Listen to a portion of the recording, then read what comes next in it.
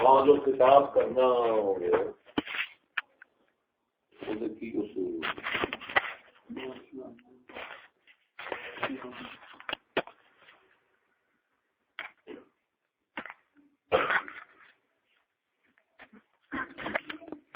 پہلا اصل اور بنیاد والا کیا ہے؟ علم تو مراد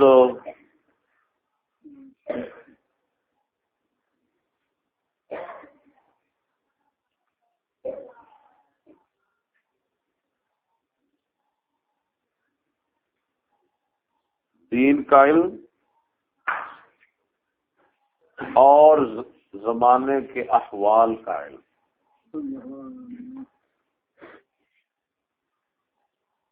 سمجھ نہیں آئے. جب لوگوں کے سامنے اصولی اعتقادی مسائل بیان کرے تو دین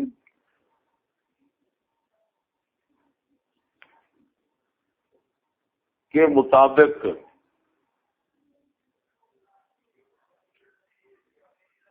دین کے اندر جو عقائد بیان ہوئے ہیں ان کو جانتا ہو. اگر فروع میں گفتگو کر رہا ہے تو پھر فروعی مسائل کو جانتا ہو. بلا علم کلام، بلا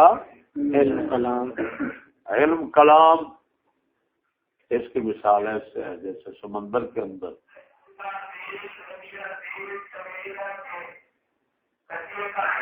غیر غواص بندے کا غوطہ زن ہونا. اب جو غواصی نہیں جانتا وہ جب غواص سمندر میں غوطہ زن ہوگا تو سوائے اپنی ہلاکت کے اور اس کو کچھ حاصل نہیں. پہلی شے واضح و خطاب کے میدان میں جو چاہیے وہ علم ہے. اصول کے مطابق عقائد کا بیان ہو تو مکمل عقائد پر عبور ہونا چاہیے. اگر فروع کے اندر بیان کر رہا ہے تو فروع میں علم رکھتا ہو یا کم از کم اتنا کہ جس باب اور فروع کے جس شعبے میں گفتگو کر رہا ہے اس کا مکمل علم ہونا چاہیے. مثلا نماز کے اندر گفتگو کر رہا ہے تو نماز کے جملہ مسائل جو ہے نا اس کو پورا ذہن نشین ہو تو پھر جا کر گفتگو، ورنہ ہلاک ہو. سمجھ نہیں آتی. اور عقائد کا باب جو ہے نا یہ تو ایک کڑی کے ساتھ کڑی عجیب ملی ہوئی ہے تو اس کو مکمل، کیونکہ مکمل ایک باب شمار ہوتا ہے اور ایک شعبہ ہے، اس کو مکمل سمجھے گا تو پھر جا کر کلام اور اس کا کلام صحیح ہوگا، ورنہ غلط ہو جائے، ہلاکت ہو جائے. پہلا اصل کیا ہے؟ دین کا. اصول میں کلام ہے تو اصول کا، فروع میں کلام ہے تو فروع کا، اور دنیا کے احوال کا کہ اگر دنیا اور اہل دنیا لوگ جو ہے، مطلب دنیا سے مراد لوگ ہیں کہ اگر ان لوگوں کے احوال سے وہ بے خبر ہے، ان کے افکار سے بے خبر ہے، ان کے نظریات کو نہیں جانتا، ان کے عقائد اور سوچوں کو نہیں جانتا، ان کے اندر جو خرابیاں اور بگاڑ پڑا ہوا ہے ان کو نہیں سمجھتا، لوگوں کے ذہنی انتشار کو نہیں سمجھتا، تو وہ ایسے ہے جیسے اناڑی آدمی گاڑی چلانا شروع کر دے. کیا جیسے اناڑی آدمی گاڑی چلانا تو سوائے ایکسیڈنٹ کے کیا کرے گا؟ محال ہے کہ اس سے کوئی آدمی منزل مقصود تک پہنچے. سمجھ نہیں آ رہی. اسی لیے ہمارے علماء کرام نے، فقہاء اعظام نے لکھا اللہ یعرف اہل زمانہ فہو جاہل، کہ جو اپنے اہل زمانہ کو نہیں پہچانتا، معرفت کی بات، معرفت جو اپنے اہل زمانہ کی معرفت نہیں رکھتا، پہچانتا، وہ جاہل ہے. کمال ہے بھی وہ شرع سمجھتا ہے اور زمانے کو نہیں سمجھتا. تو ساری شرح کا علم اس کا کالعدم تو ہو گیا، کیونکہ جب وہ زمانے کو پہچانتا نہیں ہے تو دین اور احوال زمانہ کی تطبیق نہیں کر سکے گا، اس میں ناکام رہے گا. جیسا کہ آج کل کے ہمارے مفتی اور ملا طبقہ بیٹھا ہوا ہے، یہ زمانے کو نہیں جانتا. ادھر دیکھو میں فرق بتاتا ہوں. اسلامی ادوار میں، اسلامی جو دور ہوتے ہیں نا، اسلامی ادوار میں لوگ فاسق فاجر ہوتے ہیں.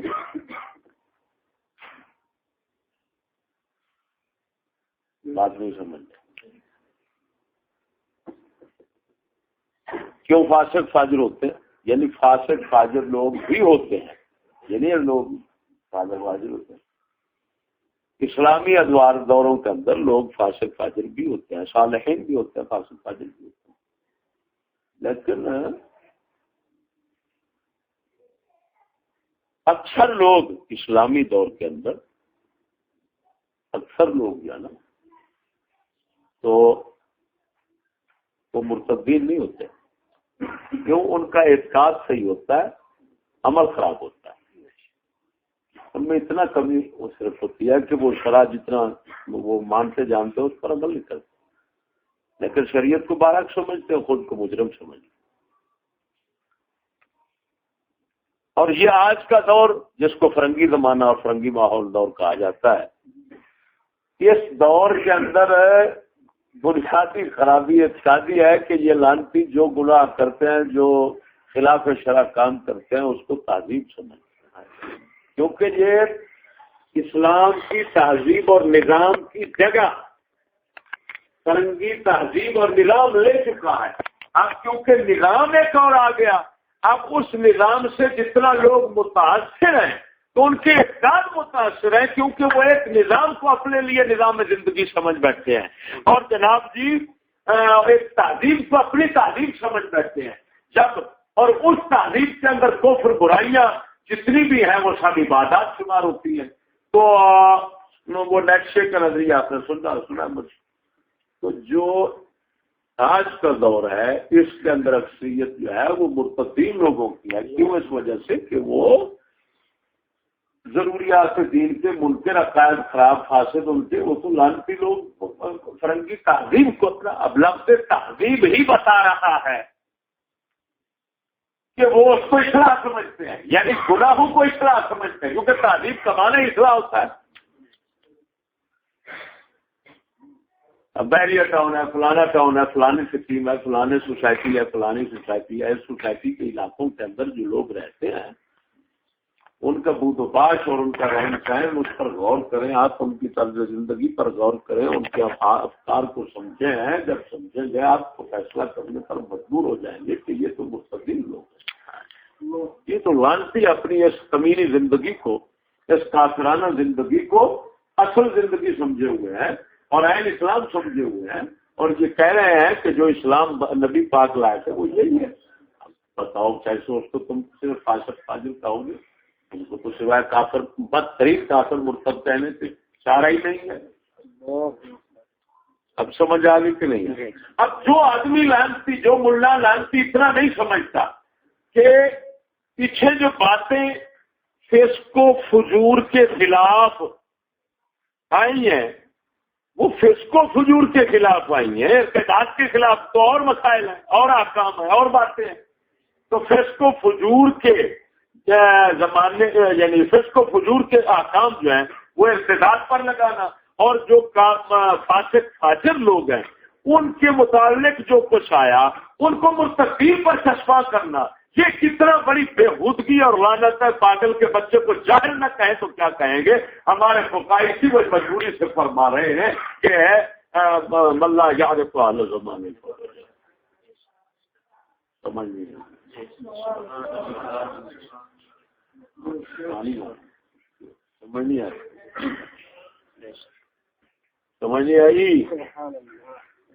بنیاد سمجھا رہا ہوں تمہیں، بنیاد. ہاں ایسے بولنا بیکار ہوتا ہے، اس کے فائدہ نہیں ہوتا. یہ بنیادی چیزیں سمجھو گے اللہ تعالیٰ کے فضل سے، رسول اکرم صلی اللہ علیہ وسلم کی نظر عنایت سے ہمارے سینے میں یہ باتیں آئیں.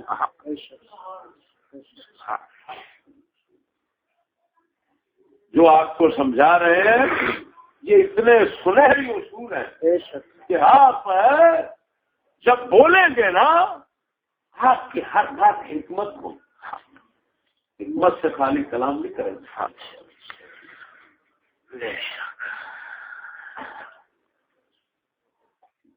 اب سمجھنا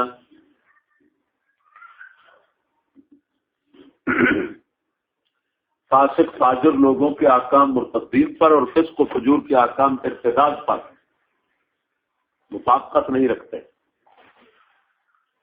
سمجھ میں بات کی آ رہی ہے؟ یہ چسپاں کرنے والا جاہل ہوگا. مثلا شرابی پہلے بھی تھے، شرابی اب بھی ہیں. دونوں شرابیوں میں یہ فرق ہے، جب سمجھنا بات کو. ایک دیسی شرابی ہے، ایک ولایتی شرابی ہے. دیسی شرابی شراب کو حرام سمجھ کر استعمال کرتا ہے، اور ولایتی شرابی جو ہے وہ شراب کو ضروری اور تہذیب کا حصہ اور جو سمجھ کر اپنا ذاتی حق سمجھتا ہے. وہ کہتا ہے کون ہوتا ہے خدا سے ہمارے ایسے معاملے میں دخل اندازی کرے. یہ تو رسول کا کام ہی نہیں ہے کہ نفس جن چیزوں کو چاہتا ہے ان سے روکے.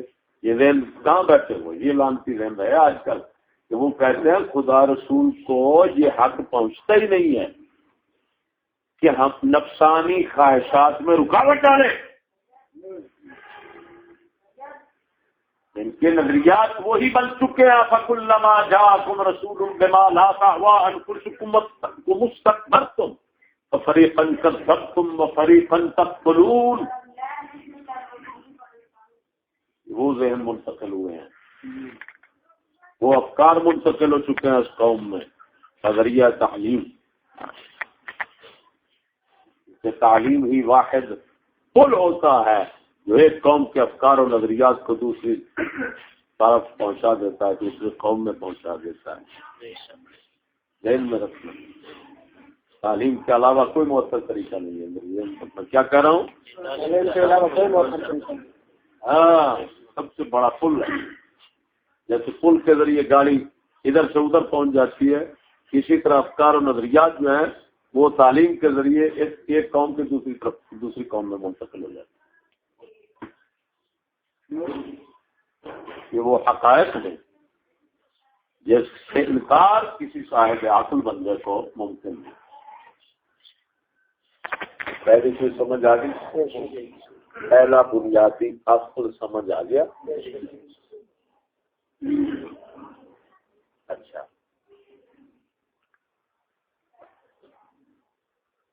دوسری چیز عمل ہے. کیا ہے؟ عمل ہے. عمل کے بغیر بعض غیر مؤثر ہو جاتا ہے، کتابت غیر مؤثر ہو جاتی ہے. کیوں؟ اکثر لوگ ہوتے ہیں ظاہر بھی، تھوڑے لوگ ہوتے ہیں باطن بھی. زیادہ لوگوں کی نظر انسان کے عمل پر رہتی ہے. وہ کہتے ہیں یار اگر سچا ہوتا تو خود نہ کرتا، اس کا مطلب اب نہیں کھا رہا ہے. اور جو باطنی بصیرت والے لوگ ہوتے ہیں وہ کہتے ہیں خزمہ نو کھاوے، عمل جیسا مرضی کرے، ہم بات کو دیکھیں گے، اگر حکمت کیا تو مانیں گے، اگر نہیں ہے تو کھا کرتا ہے. یہ لوگ کم ہوتے ہیں. اہل بصر زیادہ ہوتے ہیں، اہل بصیرت. بولو ڈمبرو. اہل بصر دیکھتے ہیں ظاہری اعمال کو. وہ کہتے ہیں اگر بندہ سچا ہوتا تو جو اس نے کہا اس کے مطابق عمل کرتا. جب عمل نہیں کر رہا تو اس کا مطلب ہے بندہ ہی کوڑا ہے، اس نے جو بھی بیان کیا کوڑا ہے، یہ جھوٹ بیان کرتا ہے. حالانکہ یہ حماقت ہے، یہ ضروری نہیں. مثلاً ایک آدمی کہتا ہے، آپ سمجھنا، ایک آدمی کہتا ہے باپ کی تعظیم ضروری ہے، اور اگر باپ کو جوتے مارتا ہے پھر، لیکن کہتا ہی ہے. اب اگر صاحب پتھر ہے، صرف ظاہر دیکھنے والا ہے، وہ کہے گا یہ جھوٹ بول رہا ہے، وہ کہے گا یہ غلط بات ہے، میں تو نہیں مانتا کہ تعظیم باپ کی ہونی چاہیے. کیوں؟ اس وجہ سے اگر یہ تعظیم باپ کی صحیح ہوتی تو پھر یہ خود نہ کرتا ہے، خود تو نہیں کر رہا، لہٰذا بات سمجھنا. اور جو صاحب بصیرت ہے وہ کہے گا نہیں یہ بات ٹھیک ہے، عمل خراب ہے. بولو مرو مرو بولو کیا کہے گا؟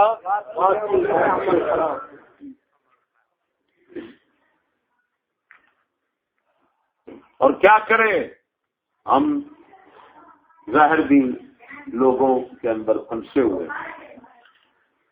مثلا ہم نے کئی باتیں کی، انہوں نے کہا چشتی کا عمل ایسے ہے خبیث.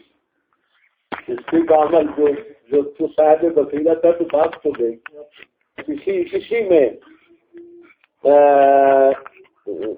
جو راز ہے اس کو مولا علی مشکل پوچھا نے اس طرح بیان کیا، انظر الی ما قال ولا تنظر الی من قال. بات کو دیکھ، بات کہنے والے کو مت دیکھ. بولو مرو وہ صاحب بصیرت ہے.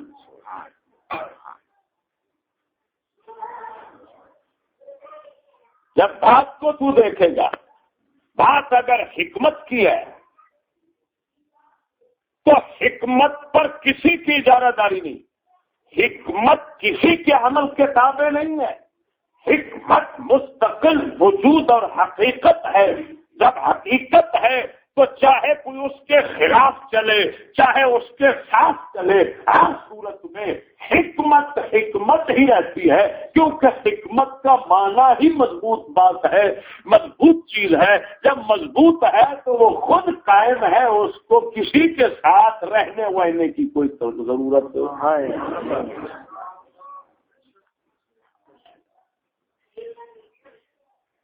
سمجھ نہیں آئی. اسی وجہ سے کیونکہ ہم الحمدللہ اہل بصیرت کے جوڑے سیدھے کرنے والے لوگ ہیں، علامہ اقبال کے عمل نے ہمیں جو ہے نا ان سے فضل نہیں کیا، ان کی حکمتوں نے ہمیں متاثر کی. حکمت کے موتی بکھیرتا ہے، لٹاتا ہے. عمل اس کا اگر بعض اعمال ان کے وہ اس حکمت کے خلاف ہیں نظر آتے ہیں تو ان کی اس حکمت پر اثر انداز نہیں ہوتے اہل بصیرت کے نزدیک. ملا طبقہ جو ہے وہ ٹوٹرو موٹرو ملا مفتی جو بیٹھے ہوئے ہیں، کیونکہ یہ خبیث لوگ ایسی حکمت سے خالی ہیں، ایسی بصیرت سے خالی ہیں، اس وجہ سے وہ کہتے ہیں یار داڑھی مونا ہوا ہے. کچھ کا بچہ مولوی تو داڑھی والا ہے، تیرا عمل ظاہر لوگوں کو پسند آتا ہے لیکن تو کھچے مارتا ہے. جو صاحب بصیرت ہے وہ تیری بات کو نہیں دیکھ سکتا، تیری بات کی طرف کان بھی نہیں دھرے گا، اس وجہ سے تو کھچے مار رہا ہے نا. سمجھ نہیں آئی.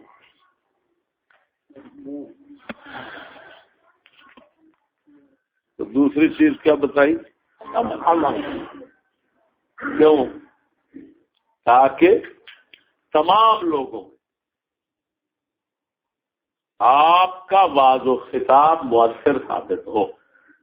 سمجھو یار جی، تاکہ عام لوگ حواس میں تو ظاہر بات ہے بات کی قدر ہے جی، اور عوام میں اعمال کی قدر ہے.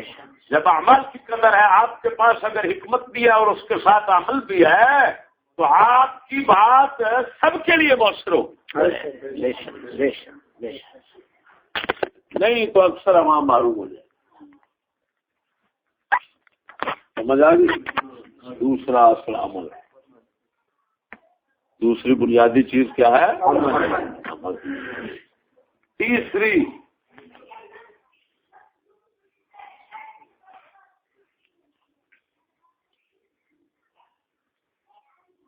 بادشاہ حکمت تحصیل حاصل سے بچنا چاہیے. کیا مطلب؟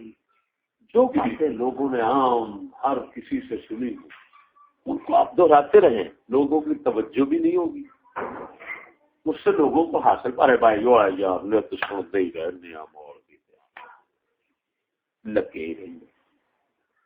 سمجھ لیا؟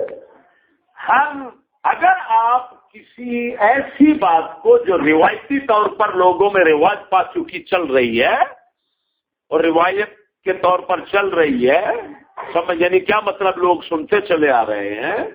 اگر آپ اس بات کو بیان کرنا چاہتے ہیں تو نئے فائدے کے ساتھ نئے افادے کے ساتھ بیان کریں, پھر اس کا جیسے قرآن مجید کا دستور ہے.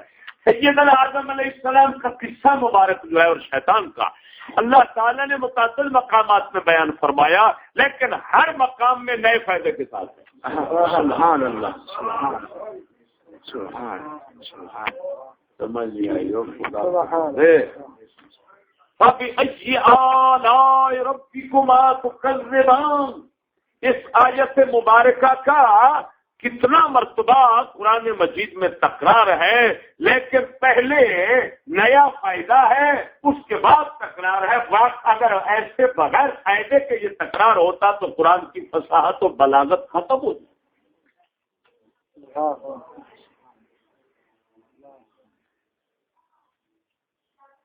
سمجھ نہیں آئی. اے مولانا نذیر صاحب,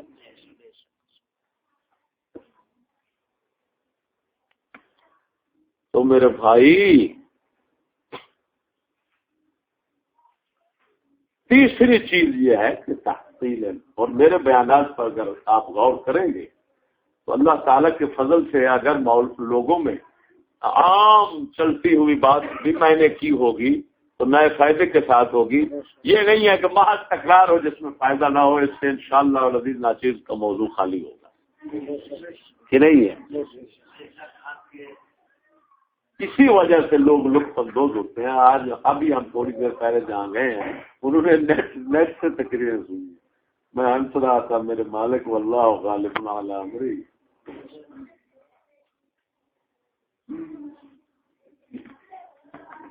انہوں نے تقریریں بند کی. اللہ تعالیٰ نیٹ گھر گھر میں, نیٹ تو گھر گھر میں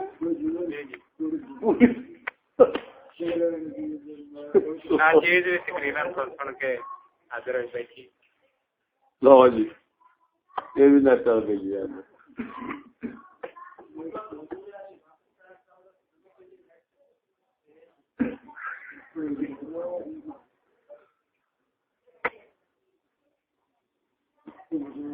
ان کو کہنا ہے یہ فسے اور ابتلا کا لفظ جو ہے وہ مسائل کے لیے استعمال ہوتا ہے, حرام اور ناجائز میں استعمال ہوتا ہے. ذہن میں سیدنا امام اعظم ابو حنیفہ نے فرمایا ابتلی تو یہی ہے بالغنا مرہ. ایک مرتبہ اس پر صاحب ہدایہ نے لکھا کہ یہ ابتلی تو کا لفظ بتا رہا ہے کہ یہ غنا جو ہے وہ حرام ہے. اگر جائز ہوتا تو آپ ابتلا کا لفظ نہ بول. اسی وجہ سے ان کو کہو ذرا زبان سنبھال کر بولا کرو, یہ دین ہے. کہو یار کچھ لوگ نئے ہیں انہوں نے سنا ہے تو الحمدللہ وہ طالب دین بن چکے ہیں, طالب مولا بن چکے ہیں, ادھر راغب ہو چکے ہیں. یہ نہیں کہ پھنس چکے ہیں. کدھر پھنس چکے ہیں؟ من میں پھنسا رہے ہیں. پھنسے ہوئے تھے الٹا نکلا کچھ.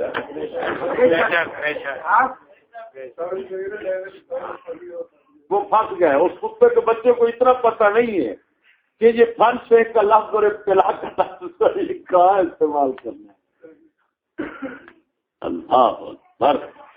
لیکن میں ساتھ یہ بھی بتاتا چلوں تو ابتدائی پہلی چیز علم سے میں نے بتائی تھی نا, وہ اللہ تعالیٰ کا قربان جانے, یا آخر میں اس کو کہہ لوں تب بھی ایک ہی بات ہے, قل ان ھدی اللہ ھو الھدی. اصل ہے فرما دیجیے اللہ کی ہدایت ہی اصل ہے. سمجھنے سمجھانے سے فائدہ ہوتا بھی ہے, لیکن جب اس کی تقدیر اور مشیت ساتھ شامل ہو, اگر نہیں تو اچھی نہیں. اور جب وہ اس کا فضل و کرم جو ہے وہ پھر تعلیم کا بھی محتاج نہیں ہوتا. امام مالک رحمہ اللہ کا بیٹا کبوتر بازی کر رہا تھا, آپ وہاں سے گزرے تو وہ ادھر ادھر بھاگنے لگا. لوگ دیکھ کر متعجب ہوئے, امام مالک کا بیٹا ہے اور کبوتر بازی کر رہا ہے. آپ نے یہی فرمایا, آپ نے فرمایا الادب ادب اللہ لا ادب الآباء والامہات. فرمایا ادب اللہ کا دیا ہوا ادب ہوتا ہے، باپ باپ کا دیا ہوا ادب.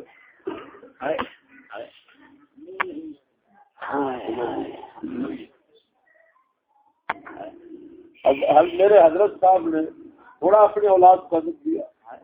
اگر ماں باپ کا ادب ہی ادب ہوتا اور وہی مؤثر ہو جاتا، ہر صورت میں اپنا اثر دکھا دیتا، تو کیا حضرت آدم علیہ الصلوۃ والتسلیم نے ادب نہیں سکھایا ہوگا اپنے اولاد کو؟ اسی وجہ سے قلندر کی روح تڑپتی ہے.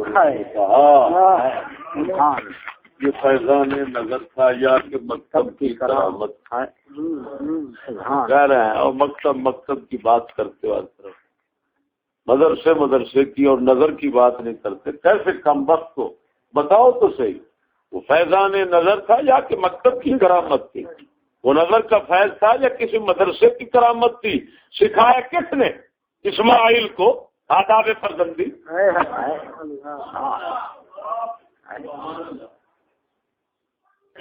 کہ باپ کہہ رہے ہیں میں نے خواب دیکھا، عرض کی ابو اگر خواب دیکھا تو کریں جو کچھ کرنا ہے، اپنے خواب کی تصدیق کریں.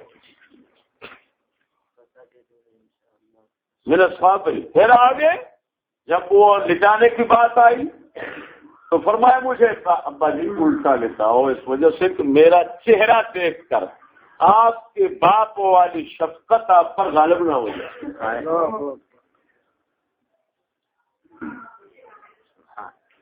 سمجھ سکھائے کس نے؟ اسماعیل کو آداب.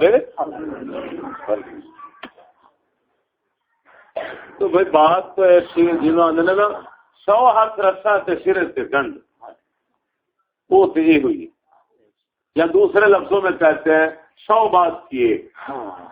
کیا قل ان ھدی اللہ ہے. ارے اگر علم کا لطف لینا چاہتے ہو، علم کی رونق حاصل کرنا چاہتے ہو، اور چاہتے ہو کہ میرے اندر وہ باتیں آئیں جو کتابوں میں بھی نہ ہوں، تو پھر ایک ہی طریقہ ہے کہ اس دل کو اس مالک کے ساتھ لگا دو، اس دل کو اس دل والے کے ساتھ لگا، اس دل کو دلدار کے ساتھ لگا، اس کی توجہ ادھر کر. جو کل یومن ہوا فی شان، نئے تجلیات کے ساتھ اپنی شان ہے. لوگ دیکھ رہے ہیں وہ آ رہا ہے، وہ جا رہا ہے، آ گیا پتر آ گیا، خوشی ہو رہی ہے. وہ کہتا ہے والذی اضحک وابکا، اندھے تو اس کے آنے پر ہنس رہا ہے، اس کے جانے پہ رو رہا ہے، تو یہ کیوں نہیں روتا کہ اس کے آنے پہ نہیں رونا چاہیے، اس کے بھیجنے پہ، اس کے آنے پہ نہیں ہنسنا چاہیے، اس کے بھیجنے پہ ہنسنا چاہیے، اور اس کے جانے پہ نہیں، اس کے لے جانے پہ رونا چاہیے. جب لے جانے اور بھیجنے والا اور لے جانے والے پر نظر رکھے گا تو عارف باللہ ہے. اس وقت تیرے دل میں وہ باتیں آئیں گی جو کتابوں میں بھی نہیں. نقل کوئی علم نہیں ہوتا، سن لو. علماء کرام فرماتے ہیں بے وقوف، جو کچھ تو لوگوں کے کتابوں کے حوالے جمع کر کے تو نے رکھے ہوئے ہیں اس کو تھوڑے دیر تصور میں اپنے سے دور کر دے. جو پیچھے بچ جائے، اگر بچ جائے تیرے پاس تو وہ علم ہے، اگر نہیں بچا تو تیرا ہے ہی نہیں. کچھ لوگوں کا تھا جو تو نے اکٹھا کر رہے ہیں. اصل تیرا علم وہی ہے کہ جب ہٹائے لوگوں کے علم کو اپنے آپ سے دور کرے تو تیرے دل کے اندر ایسی باتیں ہونی چاہیے کہ تیرا دل فیصلہ کرے یہ میرے اللہ کی عطا ہے. جو سبحان اللہ، سبحان اللہ، سبحان اللہ، سبحان سبحان. اسی وجہ سے سیدنا حجت الاسلام امام غزالی رحمہ اللہ فرماتے ہیں جب میں صوفیات کی صحبت میں گیا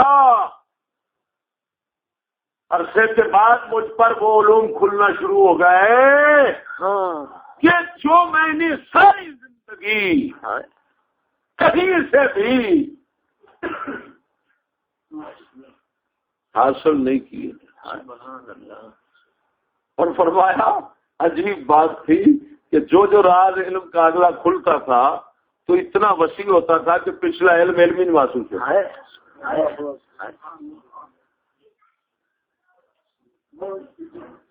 اسی وجہ سے حضرت عیسیٰ علیہ السلام فرماتے ہیں بے وقوف یہ نہ کہے آسمانوں میں علم ہے اوپر جا کر حاصل کروں گا. کون لائے گا؟ سمندروں کی تہ میں ہے گھس کر کون لائے گا؟ علم دل میں ہے.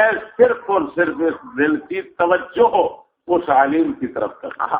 سبحان اللہ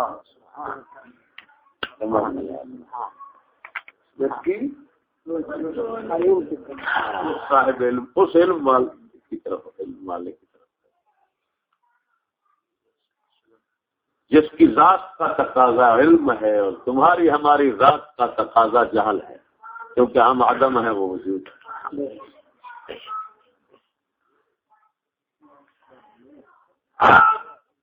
سمجھیے.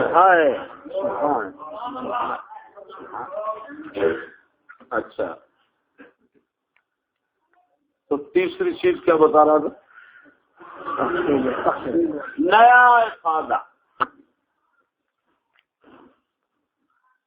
سمجھیے. اگر آپ تاکید کے لیے کوئی بات ذکر کریں تو آپ تاسیس ہونی چاہیے تو نیا فائدہ ہونا چاہیے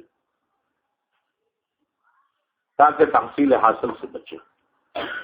حاصل شدہ چیز کو حاصل کرنا یہ کسی دانا کا کام نہیں. بیکار کہاں ہوتا ہے. سمجھ نہیں آ رہی ہے. باطل ہے. اجماع باطل ہے. اچھا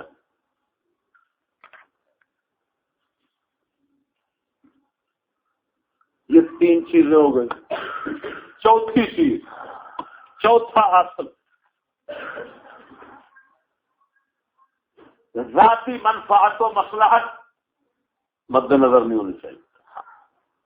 ذاتی مصلحت و منفعت سے مکمل پرہیز ہونی چاہیے.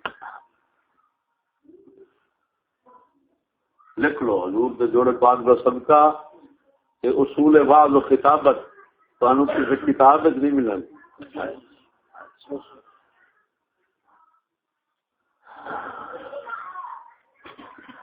لیکن انہیں تو بغیر گل بننی ہی نہیں. انہوں مد نظر انہوں تھی سمجھ لو نا تو ایمان تھی آخو گے یار لگے پھرتے ہیں ایک بعض کتاب کرتے ہیں ایک مراسی پنڈ لگے پھرتے ہیں پتہ ہی کون مطلب مقررین سب کا. اچھا چوتھی چیز کیا ہے؟ جس کو مسئلہ آتی ہے جی وقت کی مسئلہ آتی ہے وہ جی وقت کی مسئلہ نا دین کی مصلحت و منفعت ملحوظ خاطر ہو. ذاتی منفعت اور یہ چیز اچھا دو چیزیں دیں. ایک ہے ذاتی مضرت. ذاتی مضرت یعنی نقصان سے پرہیز کہ میری جان مال عزت کو نقصان نہ پہنچے. توجہ ذرا.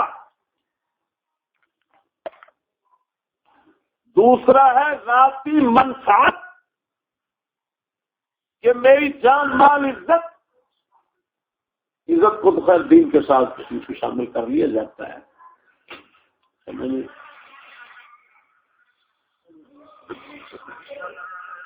العز والدین تو امان اسلام میں اس کو بہت مقام دیا گیا. مال اور جان جو ہے نا توجہ ذرا مال اور جان جو ہے اس کا فائدہ سوچنا اس کو فائدہ توجہ ذرا. ذاتی منفعت بڑی باریک بات بتا رہا ہوں اللہ کے فضل سے بتا رہا ہوں میرے جل جلالہ کے فضل سے بتا رہا ہوں. ذاتی منفعت اور ذاتی مصلحت جان مال کا فائدہ اس کے پیش نظر فریضہ تبلیغ ساقط نہیں ہو سکتا. جب آپ پر نہی عن المنکر فرض ہوئی تو اگر آپ یہ سوچتے ہیں کہ اگر میں بات یار یہاں پر صحیح کروں گا، حق کی بات کہوں گا، تو پھر یہ ہوگا کہ مجھے کچھ ملے گا نہیں، مال حاصل نہیں ہوگا، اس سے فریضہ تبلیغ ساقط نہیں ہو سکتا، یہ عذر شرعی نہیں بن سکتا. ہاں اگر نقصان کا اندیشہ ہو کہ میری جان مال کو نقصان پہنچے گا جو پہلے میرے پاس حاصل ہے، میری عزت کو نقصان پہنچے گا، تو اس سے وجوب ہے تبلیغ ساقط ہو جاتا ہے. یہ دونوں میں امتیاز کرنا انتہائی مشکل ہے، اور اللہ کے فضل سے ناچیز نے آپ کے سامنے کر دیا. سبحان اللہ سبحان اللہ.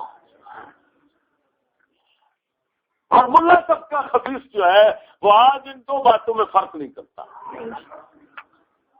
وہ کہتا ہے ہم نے کچھ حاصل کرنا ہے، لوگوں سے کچھ فوائد حاصل کرنے ہیں، ہم لینے کے لیے مجبور ہیں. کیا کریں، ہم لینا چاہتے ہیں لوگوں سے، اس وجہ سے ہم دگڑ بگڑ کر لیتے ہیں، گول مول کر لیتے ہیں، بات کو سیدھا صحیح بیان نہیں کرتے. سمجھ نہیں آ رہی. ان خبیثوں کو کہو خبیث کے بچے تو خدا رسول کا مجرم ہے. یہ وہی لعنت ہے جس میں یہود نصارہ مبتلا رہے تھے اور اب تک جا رہے ہیں. بات سمجھ آئیے کہ نہیں آئی؟ ہاں وجوب ساقط ہو جاتا ہے اس وقت جس وقت کے نقصان کا خطرہ ہو، وجوب ساقط ہو جاتا ہے. لیکن فضیلت پھر بھی قائم رہتی ہے کہ اگر کوئی آدمی اپنا جان مال اللہ رسول کے لیے قربان کرتے ہوئے حق بات کہہ دے اور پرواہ نہ کرے تو اس کا مرتبہ اگر جان چلی جائے تو آپ صلی اللہ علیہ وسلم نے فرمایا سید الشہداء عمی حمزہ، تو فرمایا میرا چچا حمزہ شہیدوں کے سردار ہے. والآخر فرمایا اور وہ شخص کہ جو یقول للحق یقول سلطان الجابر، سلطان جابر کو حق کہتا ہے اور پھر اس کو وہ قتل کرا دیتا ہے. فرمایا وہ بھی سید الشہداء. سبحان اللہ. لیکن اس میدان میں جب قدم رکھے تو حق بنتا ہے، پھر پرواہ نہ کرے، پھر قدم پیچھے نہیں ہٹنا چاہیے. تو خدا سے مدد میں آ جاتا ہے.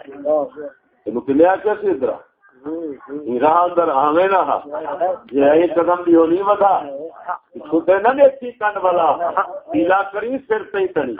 سبحان اللہ سبحان اللہ سبحان اللہ. پھر کیا کر دیا روز یہ کھانا نہیں والا یہ سیرا پکیا میرا کھانا. ایسا شخص اس کو پھر ممبر پر بیٹھنا نہیں چاہیے. اس کو ممبر پر نہیں بیٹھنا چاہیے. کیوں یہ وراثت انبیاء ہے. انبیاء جو ہیں انبیاء علیہ السلام تسلیم. یہ تو اور بات ہے کہ وجوب ان سے بعض اوقات ساقط ہو، لیکن اس کے باوجود ہمیشہ انہوں نے عزیمت پر عمل کیا اور رخصت کی طرف کان نہیں دھرے. انبیاء علیہ السلام نے جانے دے دی، ہر چیز قربان کر دی اللہ تعالیٰ کے اس راستے میں، اور وہ کسی ذاتی مضرت اور نقصان کے خوف سے پیچھے نہیں ہٹے. سمجھ نہیں آ رہی؟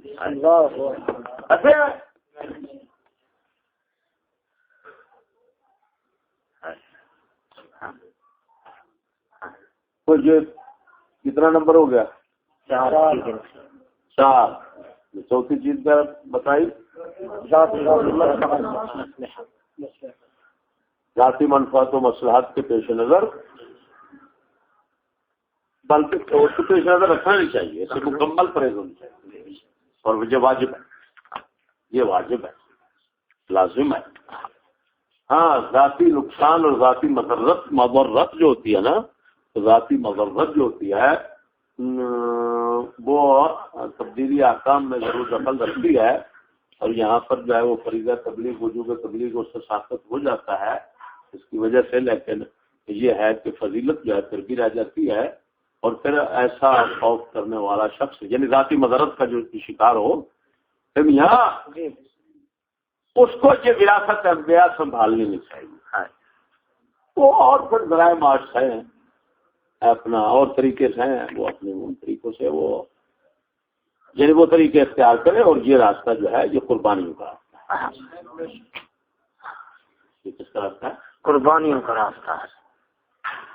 لیکن پھر بھی اگر کوئی آدمی چھوڑ دیتا ہے مضرت اور نقصان کا خوف ہے حدیث رات میں آتا ہے اللہ تعالیٰ قیامت کو اٹھایا گیا وہ بندے میرے پورے بات کیوں صحیح نہیں کی تھی لوگوں کو بیان کیوں نہیں کیا تھا یعنی یہ نہیں ہے کہ بیان کیا تھا اور غلط کیا تھا نہیں چھوڑ کیوں گیا تھا تو یا اللہ کریم مجھے خطرہ تھا مجھے مار دیتے اب کا خطرہ تھا وہ مجھے مار دیتے اس وجہ سے چھپا ہے اللہ تعالیٰ کو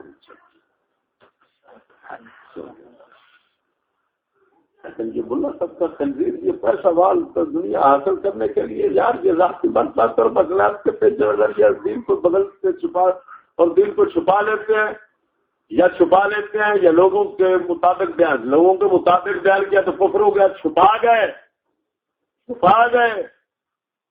اللہ رسول کے پھر بھی مجرم بن گئے کہ دین تم نے محض اس وجہ سے چھپا لیا کہ تم دنیا حاصل کرنا چاہتے تھے تمہیں حیا نہیں آئی ایسے کو معافی نہیں ملے گی بولو ایسے کو معافی نہیں ملے گی.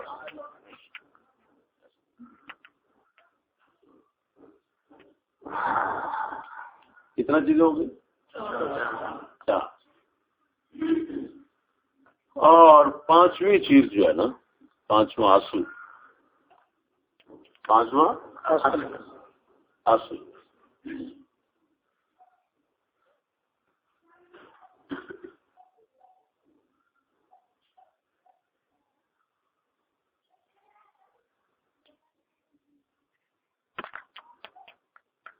کہ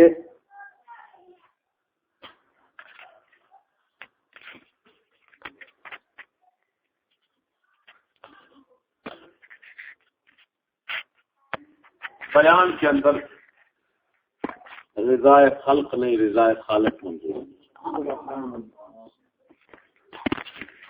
اگر کسی بات میں اس کا اشارہ آ جاتا ہے لیکن یہ تصویر ضروری ہے جب آپ کا مقصود اللہ کو راضی کرنا ہوگا جل شانہ ہوگا. مجھے حضرت صاحب نے یہ دولت صرف ایک جملے کے ساتھ عطا کی. آپ نے فرمایا میاں فضل احمد جس لے ممبر تے باہمیں ایویں سمجھا کر اگوں سا خدا رسول تو سوا کوئی کن سندا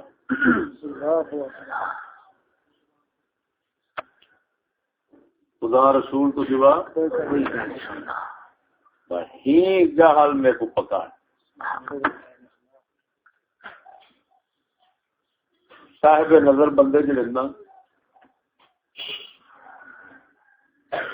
وہ گل کرتے کی نہیں وہ گل بچھا بھی چڑھتے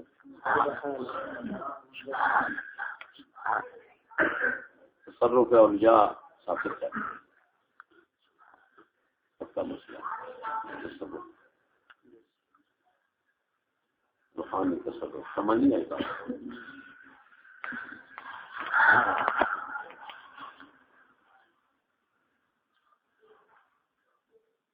مخلوق کو خوش کرنا مقصود نہیں ہونا چاہیے.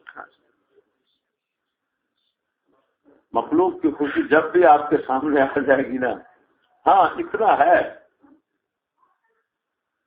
کہ حکمت کے تحت آپ پہلے اپنی کلام اس طرح شروع کرتے ہیں کہ جس سے ان کے نفوس کو نفرت نہ ہو اور پھر آہستہ آہستہ آہستہ آپ علاج شروع کر دیتے ہیں تو یہ ایک اور بات ہے. لیکن علاج ہونا ضرور چاہیے یہ نہیں ہے کہ سمجھ نہیں آ رہی. یہ جسمانی طب جو ہوتی ہے نا کیونکہ تمام عالم مادی جو ہے اس کو روحانی عالم کے ساتھ پوری مناسبت کے ساتھ بنایا گیا ہے. حکیم نے پوری مناسبت قائم کی ہے. اسی وجہ سے عالم خلق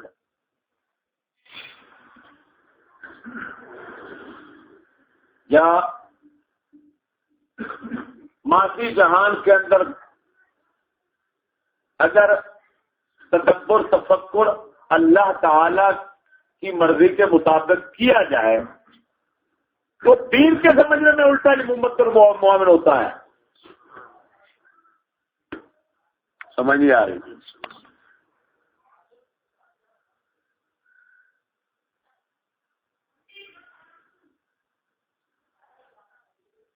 بول دے نہیں دین کو سمجھنے میں معامل ثابت ہو جاتا ہے. یہ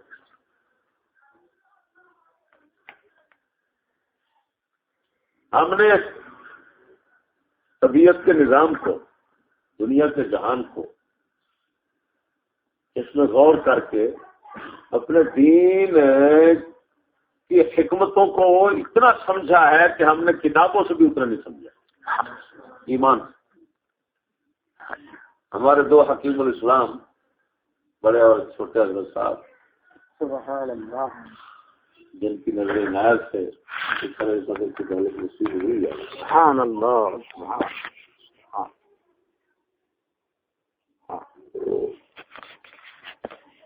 انہوں نے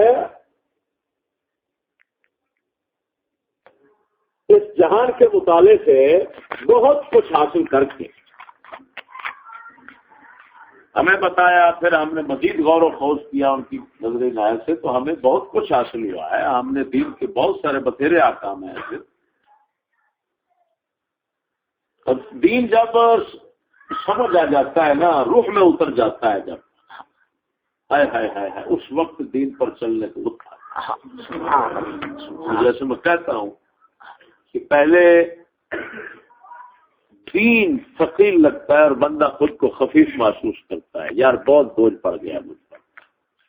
دین بھاری لگتا ہے اور بندہ اپنے آپ کو ہلکا سمجھتا ہے کہ میں سوکھا سا کہ یہ دن اوکھا ہو گیا. یہ مطلب ہے میرا ثقیل سے خفیف. جس وقت یہ روح میں اتر جاتا ہے نا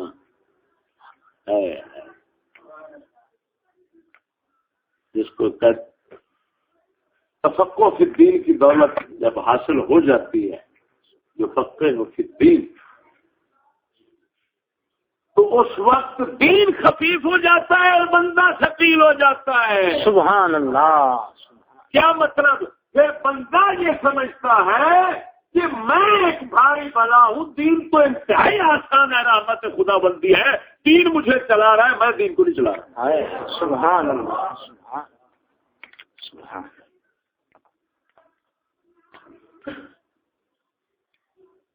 اس وقت سلج صدر ہو جاتی ہے. سینہ برف بن جاتا ہے. ٹھنڈا ہو جاتا ہے. یقین کامل ہو جاتا ہے. پھر کوئی مشقت تشکیل کے ذریعے انسان کو بدل نہیں سکتا. کسی طرح بندہ دین سے منحرف نہیں ہوتا. پھر اللہ کا فضل شامل حال ہو جاتا ہے. سمجھ نہیں آ رہی؟ حلاوت ایمان جب حلاوت ایمان جب مل جاتی ہے تو یہ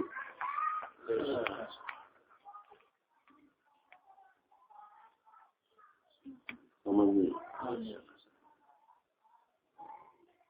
اچھا اگلی بات اگلا کہ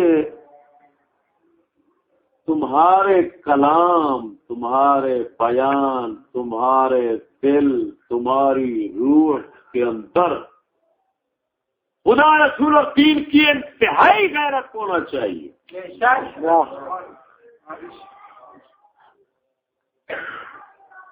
حتیٰ کہ تم اپنے آپ میں اگر دین کے خلاف اپنے آپ کو چلتا دیکھو تو تمہیں اپنے اوپر غضب آئے. حقیقی غصہ اندر آیا کتے تو کیا کر رہا ہے بے غیرت کیا کر رہا ہے. تمہیں شرم نہیں آتی؟ جب یہ لوگوں پر بھی غضب آئے دین کی غیرت کی وجہ سے، اور اپنے اوپر غضب آئے پھر لوگوں کی نسبت زیادہ، جس طرح کی حضرت کعب بن مالک فرماتے ہیں صحابی پاک، اس وقت فرمایا فقیر کامل وہ ہے کہ اللہ کے لیے لوگوں، اللہ کے دین کے لیے لوگوں پر غضب کرے، غصہ کرے، فرمایا پھر جب اپنے نفس کی باری آوے تو لوگوں کی بنسبت اپنے اوپر زیادہ غصہ کرے، فرمایا کامل فقیر بن جاتا ہے۔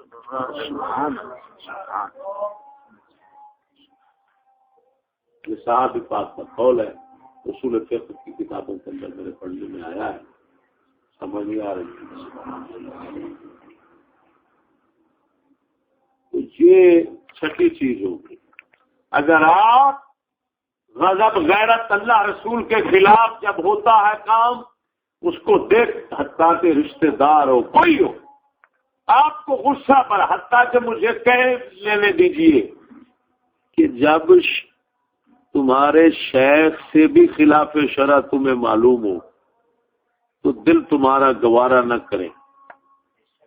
ہاں یہ ایک اور بات ہے، تم کہو کہ یار آخر مقام اشخاص کے بدلنے سے احکام بدل جاتے ہیں، تو ان کے سامنے انہوں نے جو کیا ہے کوئی حکمت ہوگی، بلا یہ وہ، یا کم اس پر معمول یعنی یہ کرو کہ بھئی چلو ان کو اگر تم بھی خبردار کروں گا کہ ان سے یہ بات ہو گئی ہے تو کسی طریقے سے ادب میں رہ کر، یہ ایک اور بات ہے، لیکن اندر غیرت ضرور اٹھنی چاہیے۔ جب اس وقت پہنچ جاتا ہے نا بندہ ایسا، اسی میں اشارہ کیا گیا جب حضرت سیدنا امام زین العابدین رضی اللہ تعالیٰ عنہ سے کسی نے کہا نحن نحبک، ہم آپ سے پیار کرتے ہیں، انہوں نے فرمایا نحن نحبکم یا اہل البیت، اہل بیت ہم تم سے محبت کرتے ہیں۔ آپ نے فرمایا تو محبت تو کرتے ہو لیکن دین کی وجہ سے کرو، ہماری ذات کی وجہ سے نہ کرو، دین پر چلے تو محبت کرو ورنہ بغض کرو۔ اب بتاؤ وہ چھوٹے شیخ ہیں گے، وہ تو شیخ المشائخ ہیں، امام زین العابدین تو شیخ المشائخ ہیں، امام المشائخ ہیں، امام المشائخ یہ بات کر رہے ہیں۔ جب یہ یہاں تک دل پہنچ جائے گا تو قسم خدا کی اس وقت توحید میں غرق ہو چکا ہوتا ہے، اس وقت اس دل کے اندر اللہ کے سوا کسی کی جگہ نہیں۔ سبحان اللہ، سبحان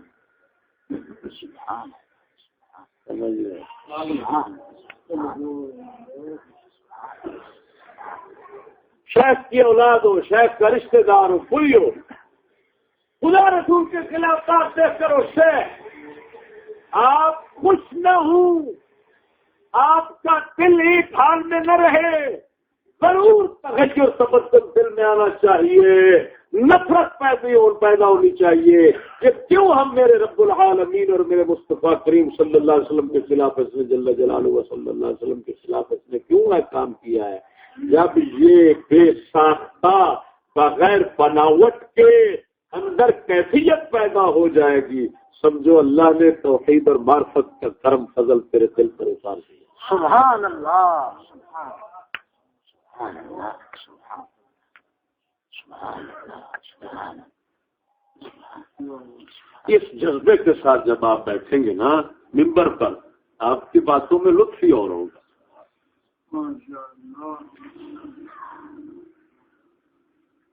سمجھ نہیں آئی؟ اور آخر چیز ہے بتاتا ہوں، درد، غیرت کے ساتھ درد ہونا چاہیے۔ ہاں کہ یار کیوں ایسا ہو رہا ہے، درد کو درد دل کے واسطے پیدا کیا انسان کو، یہ نہ کہ پیسے کا درد ہو، اپنی عزت کا درد ہو، ہاتھ چمانے کا درد ہو۔ جب تقریر سے فارغ ہوں تو لوگ جو ہے نا وہ پتہ نہیں مائل ہوتے ہیں کہ نہیں ہوتے، یہ درد ہو نا، یہ درد ہو کہ یار یہ گمراہی میں کیوں ہے، کاش کہ یہ اللہ رسول کے بن جاتے ہیں۔ ارے چشتی یہ کہاں سے تم نے لیا؟ وہ قرآن سے لیا، لعلک باخع نفسک علی اللہ لعلک باخع نفسک اللہ یکونوا مؤمنین. محبوب ہمیں تو ایسے لگتا ہے تم تو اپنی جان ختم کر دو گے ان کے ایمان نہ لانے کی وجہ سے. اتنا درد ہونا چاہیے کہ چلتے رہو, سڑتے رہو, جان کی بازی لگا دو. میرے حضرت صاحب فرماتے ہیں, وہ قرآن ہے اور مصطفیٰ کی صفت مبارک پر یہی صفت حضرت صاحب کے اندر دکھاتا ہوں کہ میرے حضرت صاحب کی بلا پر ایک وقت آیا تھا کہ پیشاب کے ذریعے پیشاب کی بجائے خون آتا تھا اور یعنی پیپے کے پیپے کنستر کے کنستر نکلتا تھا. میرے خالہ جی قبلہ نے عرض کی کہ مرحومہ منصورہ نے یہ دوائی علاج کریں بھائی. آپ نے فرمایا ایک اللہ کا بزرگ تھا, جب اللہ رسول کے خلاف کام دیکھتا تھا نا تو اس کو غضب غیرت سے درد سے اس کو پیشاب کے ذریعے خون آتا تھا, یعنی اندر جگر جل جل کر پانی خون بن کر نکلتا رہتا تھا. ہاں جی, اور وہ کون بزرگ تھے؟ حضرت میرے پڑھے تو نہیں ہیں, وہ حضرت سفیان ثوری رضی اللہ تعالیٰ. میں نے کتابوں میں پڑھا حضرت سفیان ثوری رضی اللہ تعالیٰ عنہ آپ کی یہی کیفیت تھی, اللہ رسول کے خلاف جب دیکھتے تو دیکھ کر ان کو خون شروع ہو جاتا.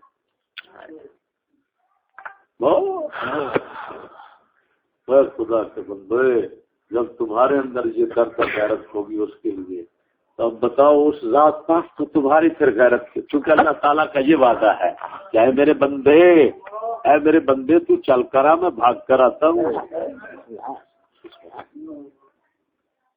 تو ایک ہاتھ آ, میں پورا یہ باہیں پھیلا کر جب آدمی لمبی کرتا ہے تو اتنا میں تیرے پاس آؤں گا.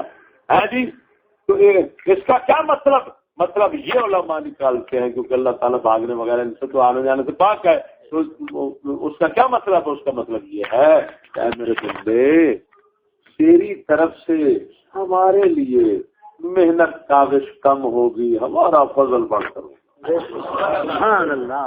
تو اتنا نہیں کرے گا جتنا ہم تیرے لیے کریں گے. سمجھیے اتنا تو چونکہ مخلوق کا عاجز ہے, تو عاجز ہونے کے باوجود ہمارے لیے کر رہا ہے, تو میں تو قادر ہوں, میرا تو پھر فرض بنتا ہے کہ میں تیری محنت سے کہیں زیادہ فضل اتاروں. سبحان اللہ, سبحان اللہ. اسی وجہ سے اللہ تعالیٰ اپنے دشمن کو پھر برداشت کرتا ہے, اس کے دشمن کو برداشت نہیں کرتا. منا غالی ولی اپنے دشمن کو مہلت دیتا ہے, اس کے دشمن کو کہتا ہے میرا اعلان جنگ ہے, چل آ جا میدان میں کرتا کی ہے تیرے نام, گل کرو.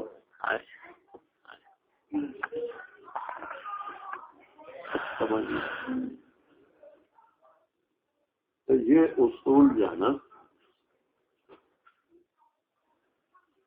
آپ ان کو سمجھیں, یہ اصول وعظ و خطاب ہے. کیا ہے؟ ان کو آپ سمجھیں اور ان کو حاصل کرنے کے لیے اللہ تعالی سے مدد مانگا کریں.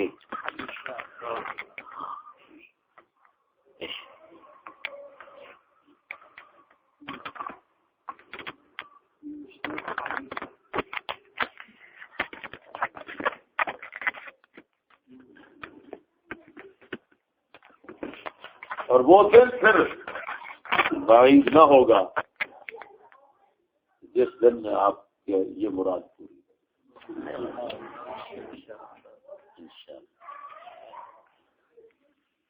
آخر دعوایا ودعوا جميع المسلمين ان الحمد لله رب العالمين.